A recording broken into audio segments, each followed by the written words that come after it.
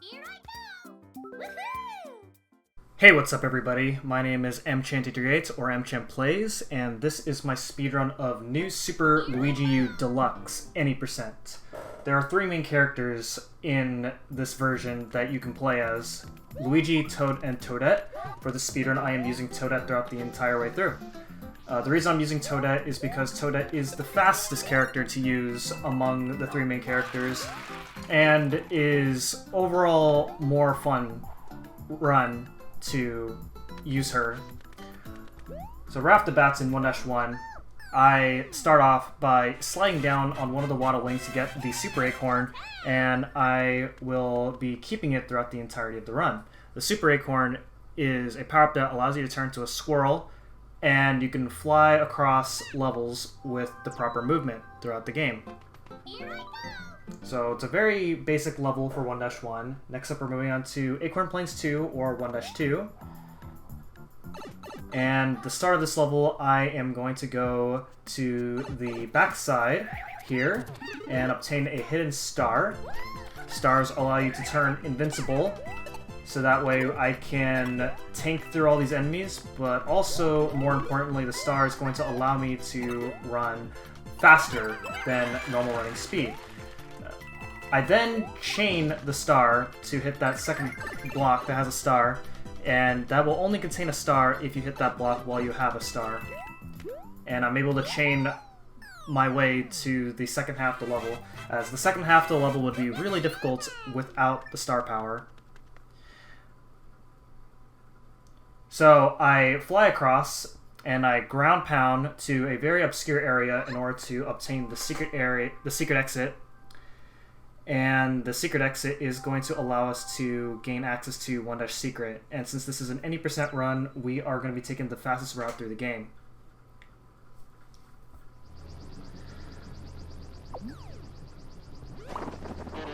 So the beginning of the run starts off a little bit slow because there's going to be quite a bit of cutscenes early on. But after World 5, the run will start picking up a bit. So here's the primary reason Toadette saves the most amount of time out of all the characters.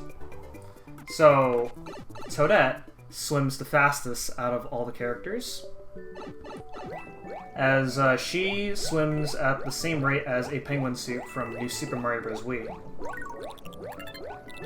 Otherwise, this would be roughly 7 to 8 seconds slower if you were to use Luigi or Toad. The other difference between the other thing that Toadette differs from the other characters is that Toadette has she slips less, so it makes quick turning easier with Toadette, which can sometimes be a problem, as you may have saw with the mistake that I made in 1-2. And she also has more time, as you can see. What New Super Luigi is notorious for is the fact that every single level has 100 seconds for you to beat. With Toadette, you have 100 extra seconds, so you have 200 seconds to beat every level. Now, for individual level runs, that's a disadvantage for Toadette, because at the end of every level, the game will count down the time in order to count up your points. So that is about 0.2 seconds slower each time. However, it doesn't really matter for overall over the course of the run. One, because Toadette's a separate category, and two, Toadette's swimming. The amount of time Toadette saves in 1-secret is a lot more than how much time Toadette would lose over the extra time. So 1-secret takes us all the way to World 5. So we just skipped Worlds 2, 3, and 4. We're moving on to World 5. And World 5 is where the difficulty starts to ramp up a bit here. Starting off in the first level here, 5-1, introduces a new strat that wasn't shown off in my previous personal bests, and that is this strat right here. So we call this, or at least I call it vine jumping, where if you hold neutral as you jump from these swinging vines, then you preserve the momentum that you get from these swinging vines, and you gain quite a bit of speed. This saves about a second, more than a second plus throughout the entire level. If you want to see more benefits with this, then I would highly recommend watching an IL of this level as Nabbit. As with Nabbit, you save about 3 seconds. So it's a pretty massive time save, and probably one of the biggest time saves that has been found, exclusive to the any percent category. So after completing 5-1, Toad here is going to let us know that a character named Nabbit has stolen his double favorite stuff, and since this is any percent and catching Nabbit is completely optional, we are not interested in it, so I'm sorry, Toad. Interestingly enough, in this version of the game, if you play as Nabbit and complete this level as Nabbit, then you completely skip this cutscene. So not only Nabbit's faster for 5-1, but you skip this cutscene entirely, and so you save about 30 plus seconds overall right off the bat if you play as Nabbit. So there's 2 different paths that you can take here. We have 5-2 and 5-3. 5-3 is half a second faster than 5-2, but definitely much harder. 5-2 is a very simple level. It also has acorns if you have to be in trouble. So it's a bit of a safer level. But with that being said, that is 5-3 taken care of. Just gotta do some pretty precise jumps to get over the brambles, as the brambles don't really have favorable hitboxes. And that's really all there is to say here in 5-3. The next level coming up is 5-Tower, which has our first major sequence break in the run here. What we're going to be doing here is normally, at the start of the level, you have to ride this giant block snake up to the top of the tower. However, with precise acorn movement, we're going to skip this altogether.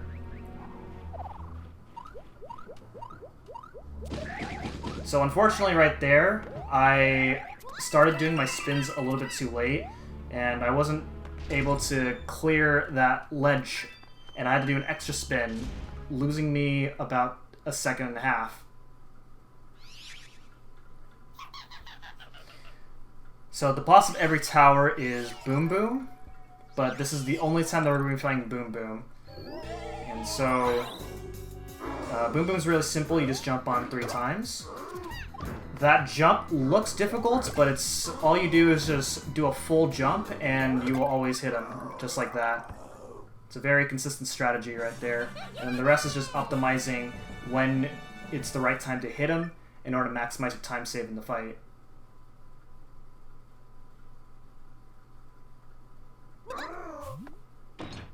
So that is 5-Tower completed. This is the first roadblock for many runners of this game. And there's a few different strategies you can go about with the skip. This is the second hardest variation of the skip that I am doing, as the hardest skip saves about a second over the method that I do, but I have decided not to go for it.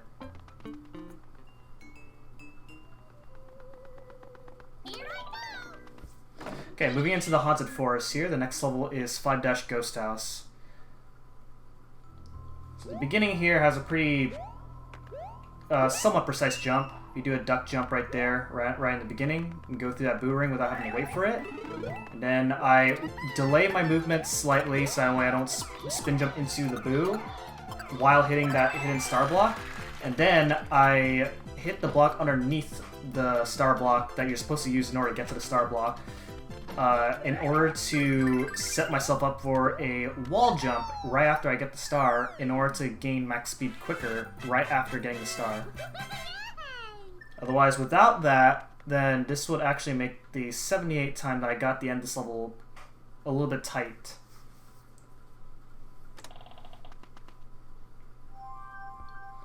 So the next level here is 5-Secret, which is a auto-scroller. So there's not much to say for this level other than you can grind lives off of the parabeetles. So this is a pretty nice breather if you're on a pretty good run.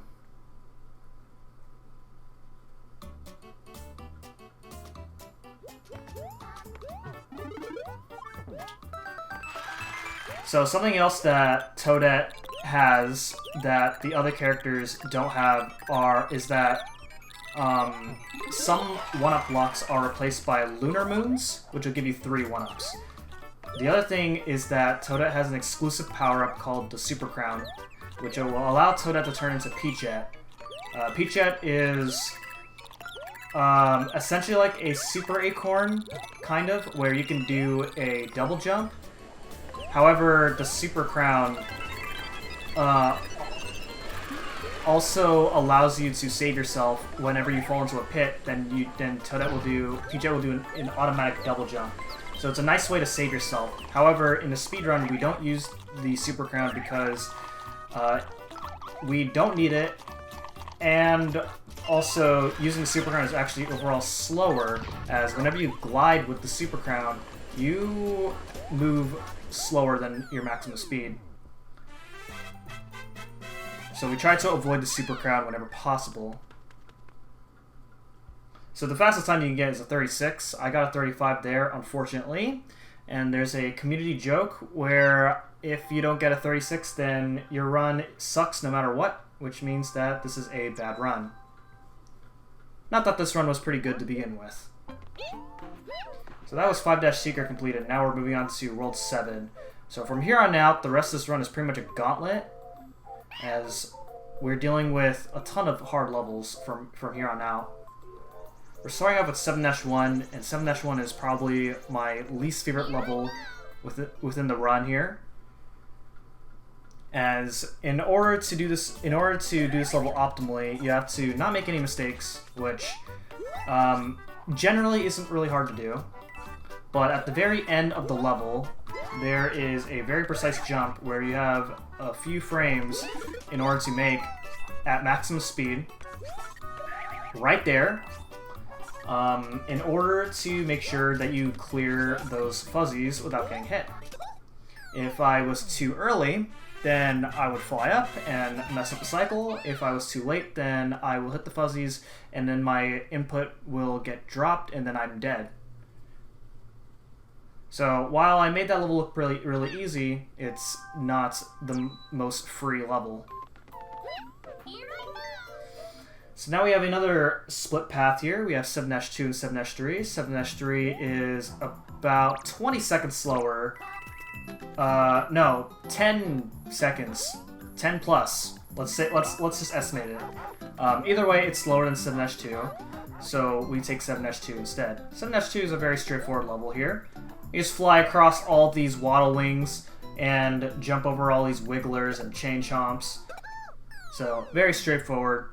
But then now we come to the second hardest level in the run, which is 7-Tower. It is not difficult in the fact that you're going to die, but it's difficult in the fact that there is randomness involved.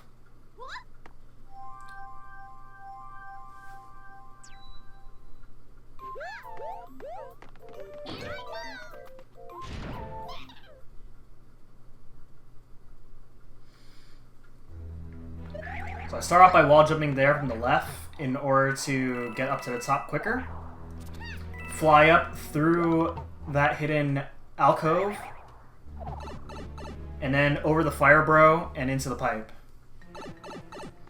This part here is an auto-scroller. You can deal with the fire bros if you want, or you won't. Either option's fine. We just gotta wait till we ascend up to the top.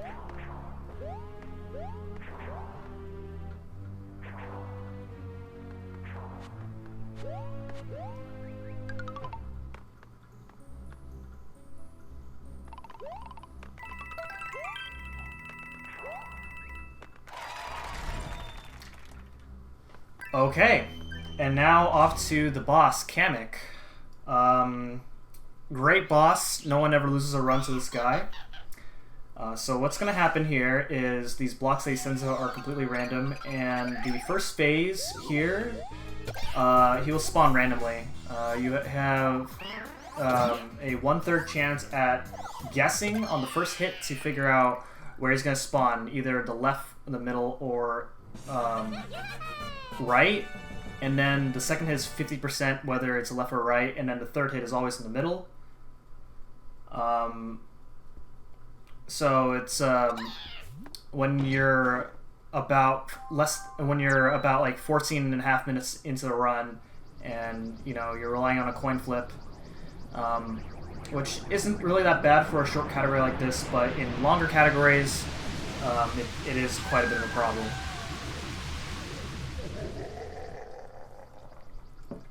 So this is the last cutscene here, and the rest is just all gameplay for a while. Next level is 7-Ghost House. And we're going to be getting the secret exit here.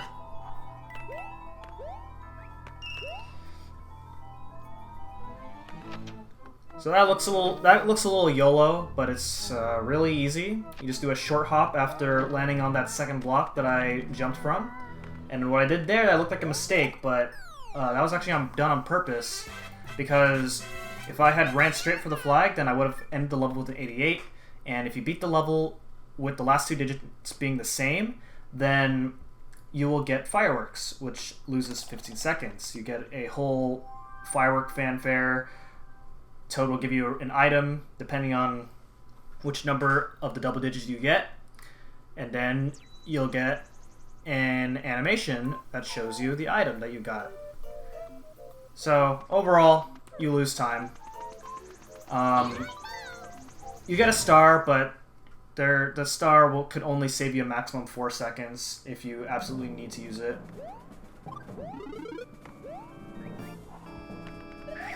Alright, so 7-Dash Castle. There are 2 sections where you have to wait for this sliding block. So you can either go fast or slow. For this second part, I go slow here in order to get a better firebar cycle at the end over here in order to do that right there. That is actually a bit tougher than I made that look. It's really easy to mess up. If you mess up, you're very likely to get hit. And getting hit is bad because you want to keep your acorn for this upcoming fight.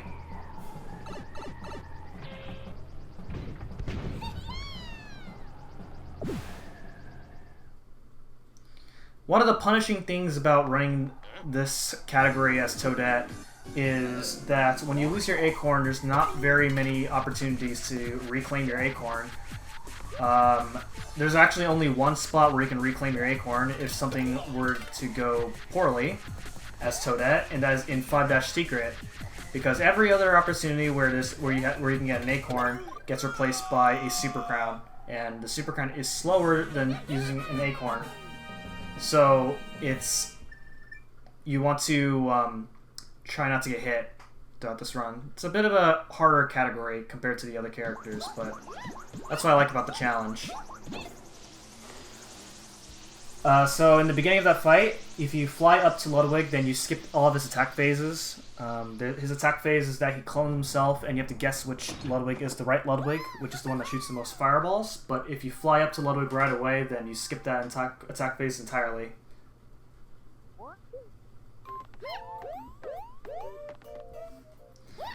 Something else is that language doesn't matter for this game, unlike in a lot of speedruns, because every language has the same amount of text boxes.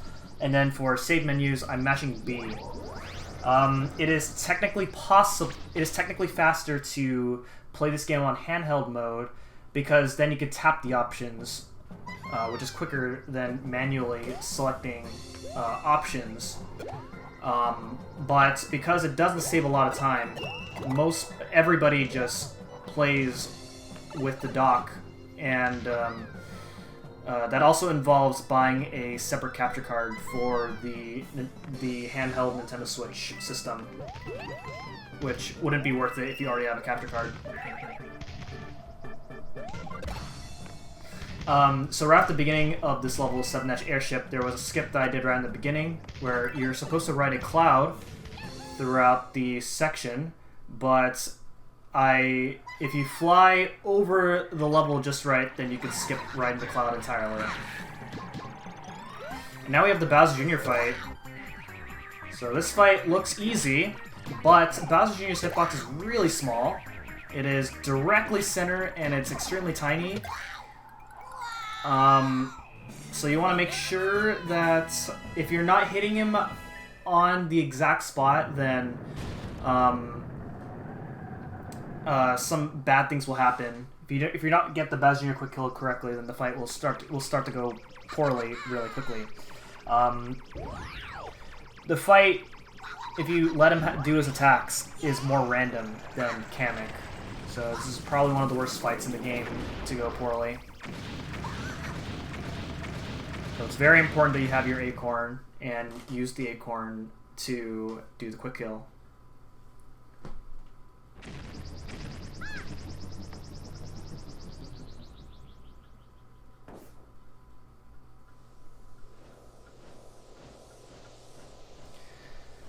So a bit of a long cutscene here. This cutscene takes about a minute, but that is a minute for you to kind of ease yourself up if you're feeling the run here. But we're moving on to World 8, which is a rather short world compared to New Super Mario Bros. U, as we only do 4 levels.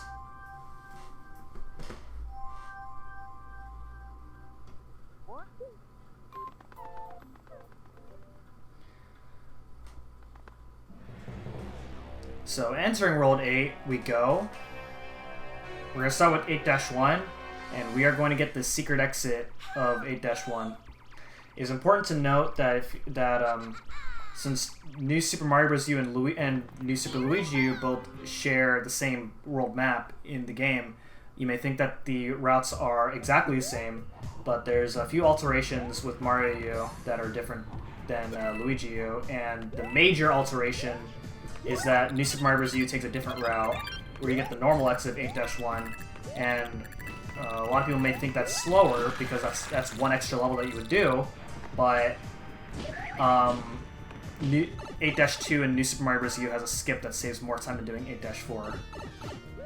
So in this level here, we have raining fireballs, and they are random, but they have 3 different fireball patterns here. I just got the best one right there, which saves 2 seconds over the worst one. So there's a left pattern, a middle pattern, and a right pattern right when you get to the part where you access the secret exit. And the right pattern is the fastest one because you can jump up right away. The middle pattern is also good. You just have to put in a little bit more effort into avoiding the fireballs, and then the left pattern is bad because you have to wait for 4 fireballs to come down and then get up to the top, which loses 2 seconds over the 2 patterns. 8-4, a bit of a technical level right here. Make your climb across over here. And there we go. You can do it slightly faster, but it's very risky. And since this one was already really good, I didn't need the extra time save from doing slightly harder movement, which you would otherwise get in 87. 87 has to save a lot of time.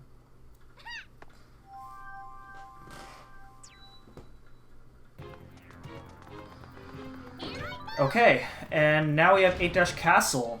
8-Castle features elevator skip, which is really difficult in New Super Mario Bros. U, but really simple in this game.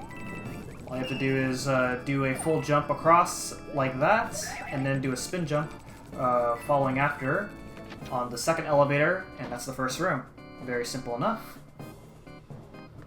The second one is either difficult or hard, it's either easy or difficult depending on which method you do. I go for the difficult method because it's the second over the easy method, where I just do sort of it's not pixel perfect. There's a few pixels that work for this jump, where you have to jump low enough so you don't hit the bomb up the top, and high enough so that you don't get electrocuted by the spark. The easier method involves flying underneath both, but you have to do a fly up to the ledge, so you lose about a second.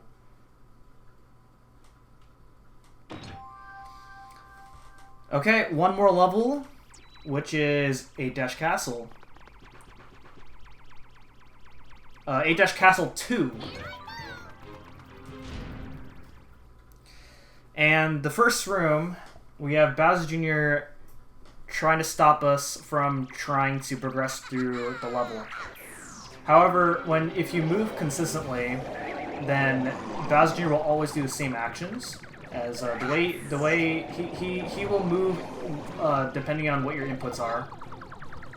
What I did there was a 2-second time save over the most consistent 100% scripted method of the room, where you can hold on to the right side of Bowser Jr. as he's moving to the right, and Bowser Jr. will move really fast. And you'll move really fast with him. So there we go, you get an 88 door for that. And then now we have the corridor. The fireballs are always the same in the corridor. And then now we have Bowser. Bowser is probably the freest fight, as all you do is just jump over him. You don't even need the acorns to jump over Bowser. You can just, it's just a simple jump. Really good game design. So with that, that's the end of the game, right?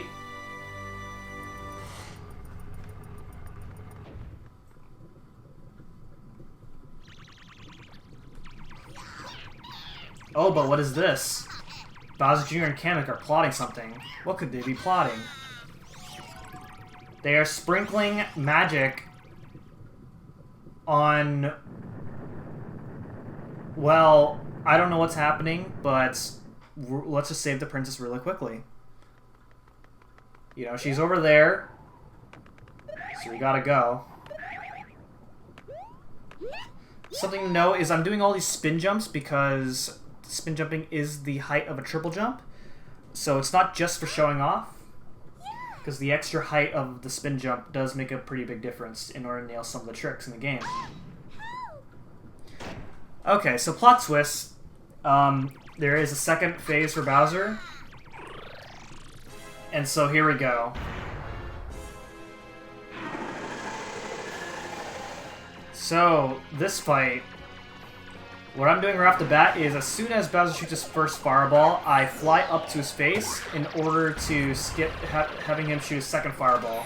Saves about 2 seconds right off the bat right there in the fight. And then what I'm doing here is I am reclaiming the clown car right as soon as I hit Bowser in order to keep the clown car so that when he comes out of his shell again, I can hit him right away without having to wait for any of his attack phase. And this saves quite a lot of time, making this fight go by really quickly if everything goes really well.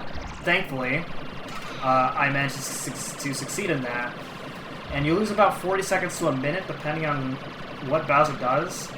So it's quite a huge time loss if you let Bowser do his attacks. And with that, that is the end of the run right there. And the final time is 27:22, which is a new world record. Now, of course, this isn't a perfect run because there were some time losses made in the run overall. I did lose a second in 1-2, and I lost 2 seconds in 5-tower, and 2 seconds in 7-tower from not executing the Kamek quick kill correctly, as well as other minor executions. But those are the most notable mistakes that were made throughout the run. So I estimate that a really amazing run of this game is somewhere between 27:15 or less. And it is possible, but it will take quite a ridiculous run to pull it off. But I believe it can be done. Will I ever go for it? Probably. I mean, this run's very improvable. But that is not what I want to focus on after this, as any percent is not my main category throughout this game. But eventually I will go for it, whether I'll be the first person or not. So that is any percent of New Super Luigi U Deluxe done as Toadette. And hopefully, at some point, I can get another personal best on the other characters as well. So with that being said, that is pretty much the run. I don't have very much else to say. If you are interested in learning more about this run, or the game itself as a speedrun, then I stream the game very frequently on my Twitch channel, and I am always open to answer any questions that anybody has for anyone who wants to know more about this game. So I hope you guys enjoy my speedrun and enjoy the credits, and I'll see you guys on another speedrunning video.